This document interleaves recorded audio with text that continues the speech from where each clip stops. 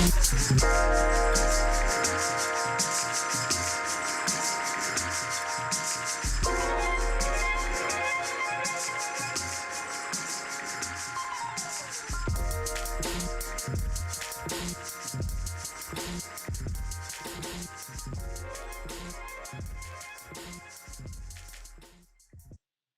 we are here today, Project Stand, bringing Khari Gardner. I hope I'm saying your first name correctly, Khari. Khari Gardner, yes. Khari Gardner from the University of Kentucky is here today with us with Project Stand with our inaugural podcast, and we are so happy to have Khari Gardner with us today. And I want to start by just asking you to let us know just how you're doing today. I'm doing all right. Yesterday was my birthday, so I'm blessed to see another year on this earth. Happy belated birthday! Thank you. Glad to celebrate it with socially distant friends, but just glad that I get to continue doing what I'm doing and living my life. So if you give us a little bit of background about yourself, like you're attending the University of Kentucky. What's your major? How did you end up at the University of Kentucky? Yeah, so I'm a senior management major in the honors social enterprise pathway here at UK. I'm from Baltimore, Maryland. I have, UK has been my dream school for years. Honestly, I think the first time I ever thought about going to UK, I was watching a Wizards game when they first drafted John Wall. And I was like, oh, John Wall went to UK. So then I learned more about it, and I fell in love with it on the surface. I never got the chance to visit UK before I came here, but it just called out to me, and they offered me a lot of scholarship money. They offered me great opportunities in the honors college and with the business school, and I just took the chance, and I was like, let me try something new. Came to Lexington. And when did you decide to major in at Kentucky? Management.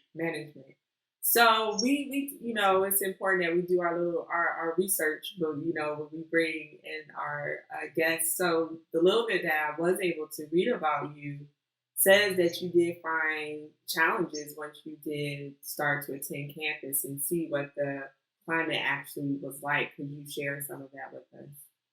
Yeah, so it was kind of disheartening. This was my dream school for the longest. I never got the chance to visit or anything because it's so far, and my family couldn't afford it or make the time to go out there. But honestly, my first bad experience when I got on campus was actually during orientation. Stepped into some of the classrooms on campus where you're just registering for your classes, meeting new people, and I'm the only African American there, and it was kind of disheartening. I never had experienced that much lack of diversity. I went to school around 30, 40 minutes from where I lived in Maryland, out in Howard County. So, I was kind of used to some lack of diversity, but that, on the other hand, that really was just a culture shock for me. It felt like all eyes were on you in the room whenever you walked in. I know my freshman year, I got called racial slurs outside my dorm taking trash out. I know my roommate got followed back to his dorm from getting something to eat in the middle of the street, called racial slurs. Like, it was definitely something that's shocking. I didn't expect it to be as overt when I got here, but it quickly became apparent, that was part of the culture. So I'm older than you, so I don't even know if we're using this word anymore. But like, would you say that experience when you first got to campus, like that's when you got woke, or when you became more socially conscious, or do you feel like you've always been in tune to this kind of discrimination, but then what you had faced on campus kind of brought you into being either radicalized or deciding that you were going to be active and an organizer on campus? So, I did some organizing work back in high school. We did some of the work to, create diversity work streams in ACPSS, but, it kind of fell off. Life comes at you. There's a lot of things going on. And as I came to campus, I kind of felt disheartened. I wanted to transfer to UMD, our freshman year, and luckily I had I had my advisor who pushed me hard to stay, and she gave me some more opportunities to try to find a space for me to be welcomed on campus. But I feel like what really made me want to speak up, like what started this whole movement that we have going on right now on campus, was my personal experiences this summer. If everything going on, the COVID pandemic and the country uproaring over systemic racism, I was at the protest in D.C. back in June when President Trump, he did the tear gas and sent everybody after us that one day where we weren't even being violent in Lafayette Park. After coming back from that night, I spoke to my friends and, I was like, I want to make a difference. I want to actually speak up and change something on campus. So, we came up with ideas to really institute some real change, and we wrote our letter. And from there on, it's just been a constant push forward from there. Mm. So then when you got back to campus, and then, like, if you could take us into, because like I said, when we kind of talked a little bit earlier, the whole point of these podcasts is like me and my role, as you spoke about UMD, me being a university archivist, outside of the founder project standpoint, being the university archivist at UMD, like that's our work, is as we're hearing these stories, and that's definitely as a person who believes in a social justice lens through my profession, like we're hearing what's happening to our students. It's important that that's documented and that your stories are preserved, and so that it's not erased or forgotten, and then that those who come after you, they have a path forward to know what's the next steps that might need to be done to continue the movement. So that's why we're doing this work, and again, just so thankful to be talking to you. So in thinking about that, and thinking about the campaign that you just did, can you let us know specifically, like, how did that campaign get rolled out? And then let us know about the responses that your institution had to the work that you were doing. So back in June, we drafted, our first request to the university was just it was more or less, it was a performative request. We asked the university, Brianna was a UK alumni. The university was building a new green space and park they were tearing down a structure and replacing it with a new green space and park. And we asked the university, we created a petition, around 500 signatures at that time, just to rename that space after Breonna Taylor. And then following that, I myself was invited to a meeting with the student government in regards to some reforms or statements that the university police department could make. And in that meeting is probably the point where this movement transitioned into something larger into what it is right now. I was in the meeting, and somebody from the Graduate Student Council here at UK spoke to a fact that they highly wanted to deputize students to be many police officers on campus, and that kind of that was just so outlandish to me. So read the room type situation there, and I couldn't expect that was what I was invited. I was invited to a meeting where they were discussing on whether or not to give frat boys badges to police campus. That was definitely something that took me off guard. So from there on out, I reached out to some community organizations. Can I pause you for a second, because I'm still stuck on that? So, so who was suggesting? So you walk into the room. Who was suggesting that they would deputize students? It was an idea. So somebody from the Graduate Student Council organization here on campus suggested that, and then the people from SJ, some of the people who invited me to that meeting, started agreeing, and I was like, "Whoa! We have got some different ideas on what to do to make campus police better." I was like, "There's no way that you all think that this is a good idea," and they were dead set on it being a good idea. So at that point, I had to walk out that meeting, and I decided I can't be working as well from the inside with organizations who think that's a good idea. Mm-hmm. So. From there, that's when I reached out to some of the outside community organizations, like the local Black Lives Matter chapter here in Lexington. Reached out to the United Campus Workers Union here on campus, Lexington House and Justice Collective, BSU, other student organizations, community organizations, and we built a collective. And I asked them what are some problems that they see on campus, what are some issues that they think that the university administration needs to address in regards to all marginalized groups, which includes people of color, LGBTQ plus, women, non-binary students, any student who's from a marginalized group. We wish to address their issues. So I reached out to every single group I could find that represents any group of marginalized students, and they gave me ideas on what they wanted to see, and that's when we came out with our first letter to the university, with our comprehensive list of demands. We're just asking for simple stuff. At the time, we asked for funding transition from the police department to restorative justice organizations here on campus, such as the Violence and Prevention Center and the Counseling Center. We asked for more accountability regarding sexual assault and racial and identity-based violence.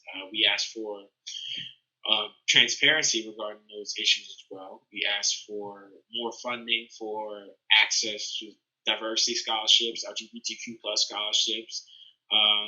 We asked for stronger partnerships with community organizations.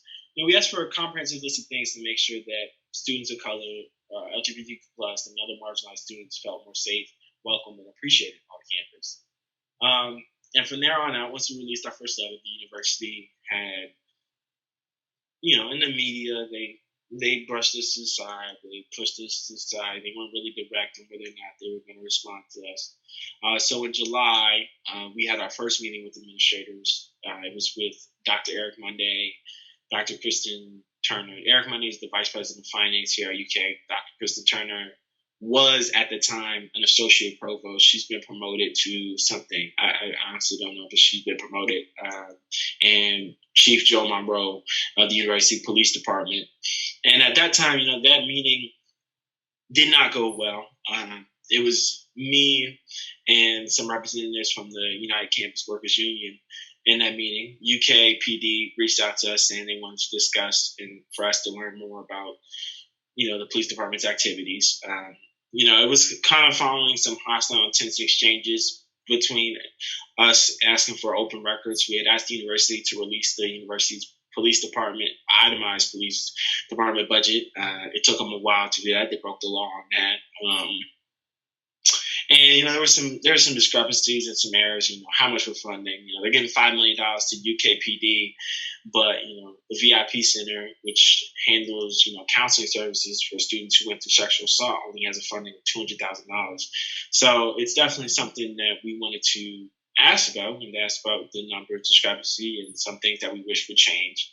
And in that meeting, we asked questions. I had information from sources that UKPD had cooperation agreements with outside organizations like Immigration and Customs Enforcement and the FBI, and that there's federal agents on campus on a regular basis. And this is from credible sources who were told this by UKPD. So they denied it, and they got really frustrated when we started asking questions like that and hammering on the fact that, we feel like there's some real changes that could be made at UKPD. And some of them got hostile and some of them got disrespectful, but, we pushed on from there. That meeting ended. Later in July, we had another meeting with Dr. George Wright, and he's the interim vice president of institutional diversity. Shortly before that meeting, they had Dr. Sonia Feist-Price. She was the former president of institutional diversity here at UK. She left for a dean, or she left for some position at University of Michigan. Congrats to her. But Dr. George Wright and again Dr. Kristen Turner. That meeting also went as expected. The university did not budge onto exact changes that they were willing to make. I applaud Dr. Wright. I don't think he has any ill will in his heart or his mind or his intentions, but I do think there's a lot of action that could be taken. I just had a meeting with him last Friday actually about some of the stuff. We spoke for a while on things we can do, but at that time, Dr. Wright and Dr. Turner, they weren't really clear with us about some of the initiatives that they were taking for institutional diversity before the fall semester even starts. We were wondering, have they been doing anything over the summer to make this? What do they think about our demands? And it was a lot of lot of deflection and a lot of oh, we hear you conversations like that. Oh, we're going to be a part of committees and things like that. So that meeting was also another delay. So following that, we had given the university a 2-week time frame to respond to our demands with a specific yes or no. On August 3rd, that time frame expired, and we had given the university. We said, it's time to escalate. So, right after that, they got into an intense exchange with us on Twitter. I don't know if you saw. We had tweeted some of the coronavirus opening concerns we had with UK, and we just made a simple thread detailing, some of the concerns about lack of mandated repeat testing, some of the issues regarding mask enforcement, et cetera, et cetera. And UK have responded to us in a really condescending, disrespectful way off the official university Twitter account, saying, interesting that we have more faith in students than you do. So at that point, I thought the university has went mask off in conversations with us. They had shown their true colors and how they wanted to discuss with us. So, we took the time to plan out our next escalation. And back on August 15th, shortly after I moved into my apartment here in Lexington, we did banner drops, just detailing some of the stories of identity-based violence of students on campus. Certainly, UK did not appreciate that during the movement weekend, but we made sure that those stories had to be told. It was 3 different banners detailing stories, and one banner right in front of President Capilotto's, I don't know how to call it, his house, his mansion on campus to get some attention and just a call to action. And between then and the last week in August, that's when they sent me that letter saying I had a code of conduct violation because of the banner drops. But UK walked that back after the immense support that the community shown for me and our Movement for Black Lives organization. We had NAACP come out. We had the Reverend C.B. Aikens. We had so many wonderful community organizations and leaders come out in support of us and the work that we're trying to do. So it's been a eventful few months with the work, but it's definitely something that we've been continuing to work on. We got some actions coming up in the near future, but yeah. Wow. So that's a lot. Like that's a lot. I'm just trying to figure out how are you processing? Like you're sitting up, like when you got that letter saying, "Oh, we felt that you broke code." Kind of like, how did you feel when you got that letter? I felt kind of, I was disappointed because I wasn't something off the bat I was expecting because it was on a Friday night, well after the fact that the banners were dropped, and the UK had put out a media statement right after the banners were initially done, and they were like, "Oh, we listen to our students when there's any student hurts, we hurts," PR mumbo jumbo. But I didn't expect them to 3 weeks later say, "Oh, you're in trouble now because of this." So it definitely felt like a shady attempt to silence and just a warning that we wouldn't like you to speak up. So when you saw all that support coming out for you, like what did that do for you personally? It meant the world to me. It took a long time for me to find a space here at the university that made me feel welcome and appreciated and safe. There's times where I would go back to my room and I wouldn't feel safe to go eat. I wouldn't feel safe to go to university events. There was times where I didn't want to leave. I didn't want to leave a block off campus because I felt like I was unsafe in the town because of who I was, my color of my skin. To just see all those people come out of faculty, staff, community members, it made me feel certainly appreciated. It made me feel like our work actually meant something and that people were taking notice. So I have to say, and I kind of feel like you probably heard this too, like when time has passed and you hear the stories of how change has occurred, no one thinks about what they're doing in that moment. You just know it's something that you need to do, issue you need to address, right? So, like, do you think about what you were like? Are you retrospective, even though it's happening right now? Do you kind of reflect though and like think about I want to make sure my story is documented? Are you doing anything to kind of self archive the work that you've been doing? Yeah, I do think it's important for this for what we're doing to be documented and to be amplified and saved. I do kind of self archive. I do try to make sure that everything that we do is remembered and kept in some form, way, or shape, or form. But I've had the university archives at UK reach out to us. They wanted to do something with me and some of the other students I'm working with, and I'm glad. I'm fortunate enough that the news media has, captured some of the stories and some of the work that we're doing in order to raise awareness as well. And I appreciate you reaching out and giving me the opportunity in this platform to share the story as well. It certainly is important for stuff like this to be saved and shared. We're at a crucial time frame in our society, in our world. Like, I don't expect another opportunity like this for us to come, for us young people to really take the opportunities to change our future. This is an apex of that moment. This is something that we can't let slip through our grasp, and we can't let people forget that in the year 2020, all this might have happened, and the world might have seemed like it was ending. But there were people, and there were wonderful, wonderful-minded people with lots of different ideas on how to make this world better. I love that you said that because I mean, right? Like so many people, it does feel so almost apocalyptic. Maybe I mean, you got the West Coast practically on fire. I mean, not practically, they are on fire. Yeah. So, and then we have a pandemic, and so yeah, there is for many probably feeling that there is a sense of hopelessness, and then for you to say like we're at this apex, and that there are these people doing change and trying to make tomorrow better. Like I just love that you, even in the midst of that, like that you're amplifying that there's people still trying to move us forward. So just want to recognize that and say thank you for your work.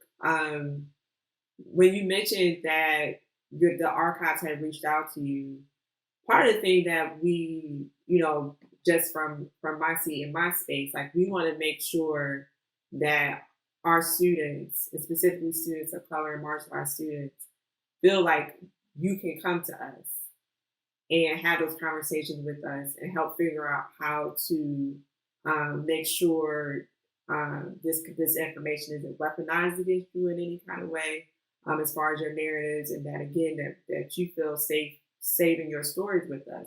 Like, is there advice you would want to give to us in our profession to say how do we work with you and make sure you feel like we're people you can go to because we're a part of the institution that that you having this tension with, and so we know that that's like ooh that's uncomfortable because we are seen right as an extension of the institution, like we are part of the problem. But like, so how do us in our work navigate that and be able to make sure we can that you feel that you can communicate with us?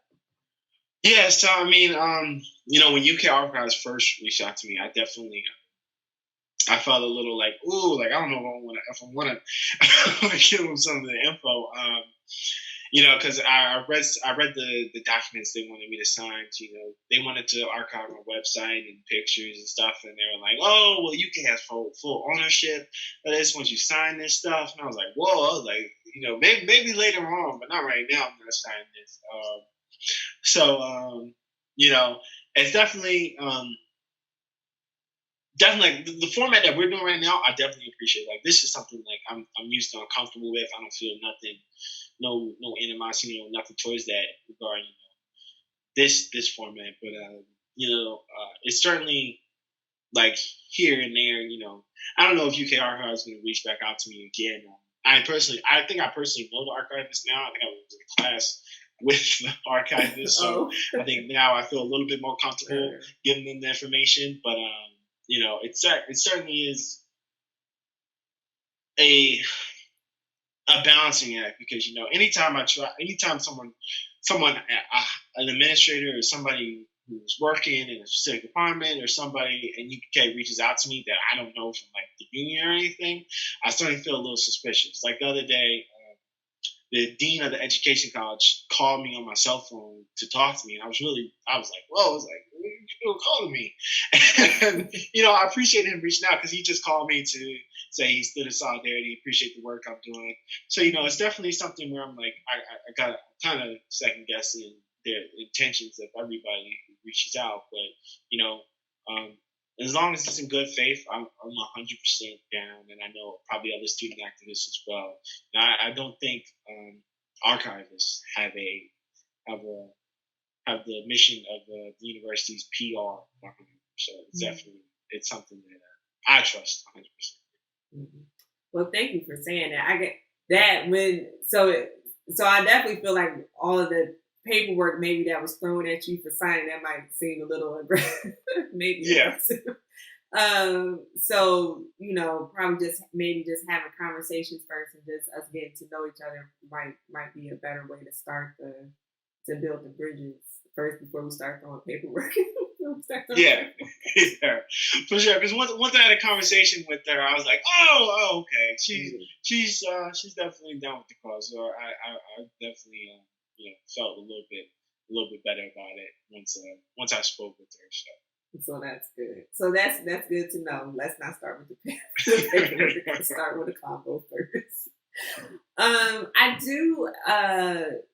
When you kind of rolling back a little bit though, when you said we're at this apex, what do you think it's because we're in the middle of a pandemic? Like, what do you think is different now? Like everyone's saying that, right? Like even our elders in the old guard, who's like, I haven't even seen anything like this when I was out there marching in the 60s and 70s. Like, what do you think is different now? And even though Black Lives Matter has been around for a minute now, why do you feel people are paying attention more so now than maybe prior? So, we have a if he's not a white supremacist himself, we have a white supremacist compliant president. We have a government as a whole, not taking care of its citizens during the pandemic. We have a pandemic, a deadly pandemic. We have systemic racism being exposed every day. We have certainly at an apex of, economic situations, especially with college, higher education is at an all-time high in terms of cost. We have uncertainty at every single corner in every single part of our life. The next day, we don't know what is going to happen. We don't know if there's going to be an earthquake, climate change. We don't know if there's going to be another Jacob Blake. We don't know if there's going to be another Breonna Taylor. We don't know if we're going to wake up and Trump has an executive order to make him dictator for life. We don't know anything about what's going on in our society now. And I feel like it's different because this is all documented. Everything that happens is all documented. It's all in real time. Everything that's changing in our world is as second by second, we know as it's going on. It's not something that we can no longer, avoid and put off and be like, oh, turn off the news, stuff like that. People want to be more involved now. People want to be a part of the movements and part of change. I really feel like now people with privilege, whether it be white people, whether it be me as a man, I have privilege, me as a cis person, me as a straight person, we all are recognizing that we all have different levels in our society, and we don't want that to happen. We want equality. We want equity. I feel like, they're wonderful people and our leaders, and, Black women, LGBTQ plus leaders. We have wonderful states. We have some wonderful states people. One of my favorite people that I love to listen to all the time, Alexandria Ocasio-Cortez. She's so wonderful. We have people out there who are spreading the voice and amplifying it in a different way, in different ways and different methods that we've never seen before. You can only imagine back in the 1960s if MLK was doing Instagram lives every day. It certainly would have been a new way to put the message out there, but a constant message out there. People can't avoid it, and that's the main gist. At every turn, you're going to see something that you don't like, and you have to decide: am I going to put up with it, or am I going to do something about it? Wow.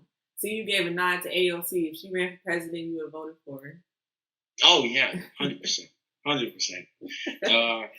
I'm not one to be on the vote blue no matter who train, but I certainly AOC is definitely somebody I look up to. You know, Charles Booker just ran his Senate primary campaign here in Kentucky. That's another man that I really look up to.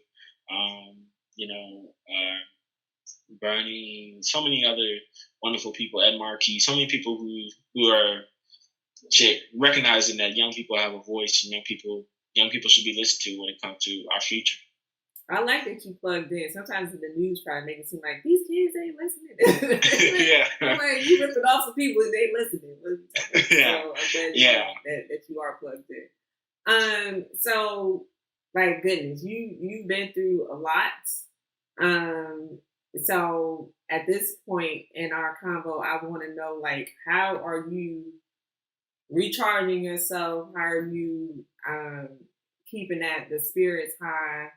Your mind in a good place, your soul in a good place. Like, what are you doing for fun? What are you eating? Like, I was saying with you earlier, like, food is so important to the movement, and so that has been true historically. So, just like, what are you doing for self? Yeah.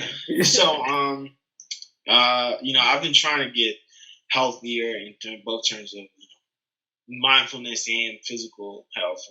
You know, back in the beginning of the pandemic, I certainly tried new different things in my diet and habits. You know, I tried to take life as a day by day thing nowadays. I'm blessed that I'm in with wonderful people, my roommates, and people who support me. I got wonderful friends, wonderful family, and a wonderful community with people who I know got my back. That's something that I rely on every day. I'm wonderful that there's some wonderful Black-owned businesses here in Lexington that I try every day to go to a new Black-owned business to eat. It's kind of expensive, but it's certainly something that I try to every day. Support all my Black-owned businesses here. Kentucky's kind of got hard hit by the COVID-19 pandemic, and so it's certainly something that I try to help out with. We have also, I try to just any opportunity I get just to be thankful and just to remember the sacrifices that people before me give. That's something that really, really keeps me balanced, really keeps me going. It's something small, but the other day I got to apply for my degree. I'm graduating this spring, so it certainly was. Congratulations! Thank you. I teared up at that because I know the sacrifices that everybody before me has given for me to get to this point. So just knowing what they gave up for me to get here, and knows I gotta keep pushing.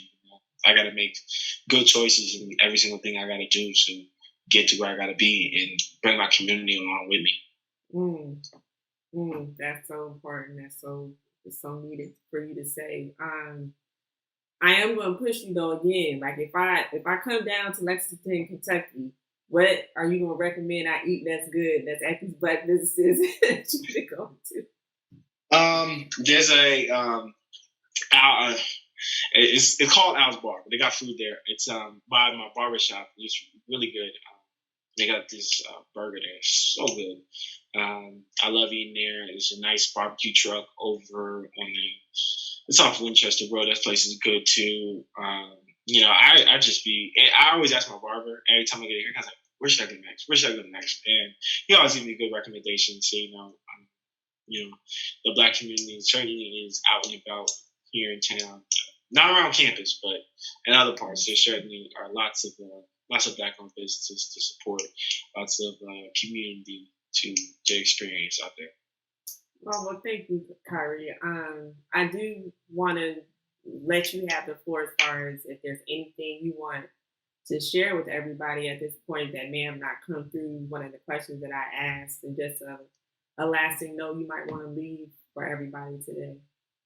Well, I just want to say again, I appreciate you reaching out. This means a lot. Our voices certainly has to get amplified, and I'm glad, I was the inaugural guest. That means a lot. once again, this is definitely an apex point in our society for young people to really determine how they want to see our future go. Once running from tear gas certainly put a different perspective on what you need to do, and what you want to see your community be.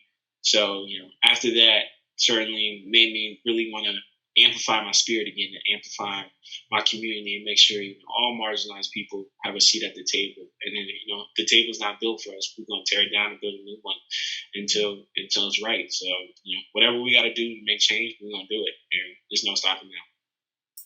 That's a note to leave us on.